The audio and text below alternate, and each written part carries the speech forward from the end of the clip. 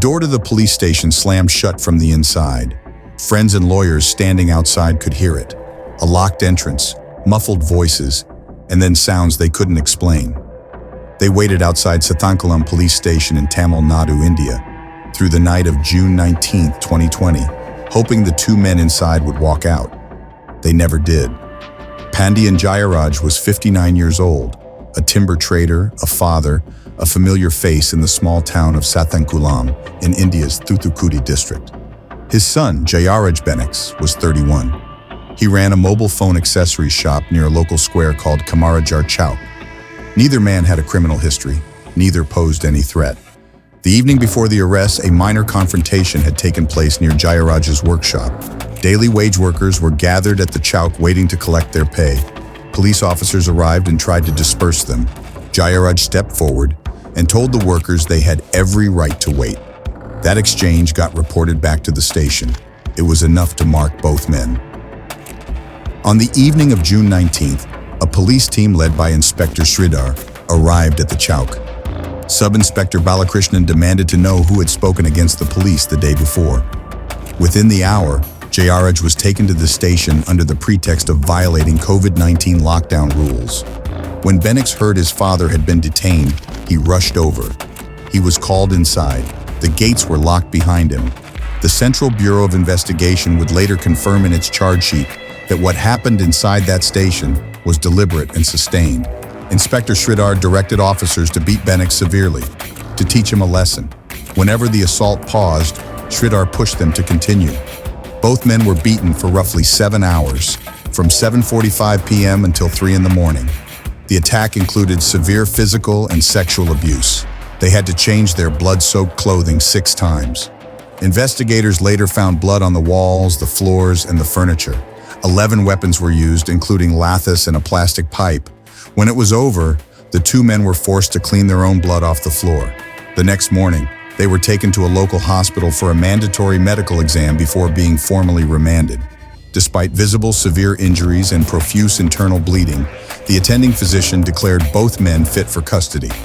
They were then brought before Magistrate Saravanan at his residence.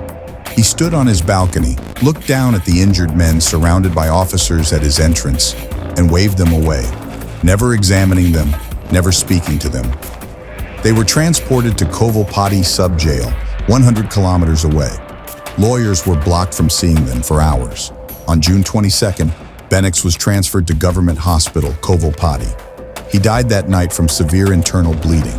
Jayaraj was admitted to the same hospital the same evening. He died early the following morning from a punctured lung. The official police account claimed both men had simply fallen ill. That version collapsed almost immediately. The case exploded across India. The hashtag Justice for Jayaraj and Bennix became one of the top trending topics on Twitter in India and ranked among the top 30 globally. Cricketers, actors, filmmakers, and politicians all spoke out. Activist Jignesh Mavani drew direct comparisons to George Floyd, whose death in the United States had sparked worldwide protests just weeks earlier.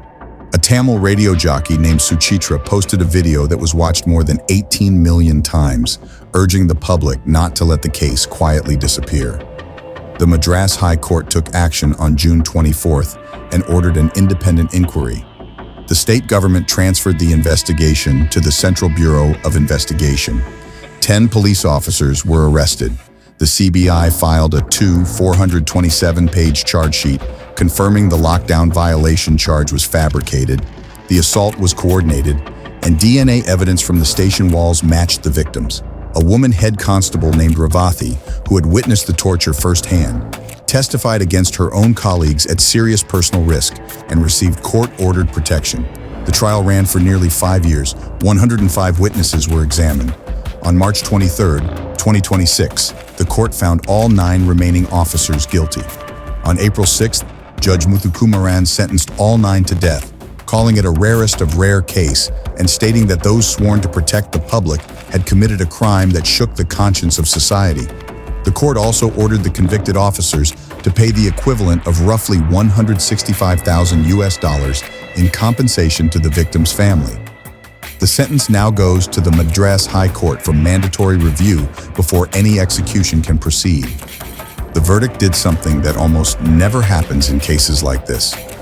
It held the people with the badges, the batons, and the locked doors fully accountable. But the system that made that night possible still exists.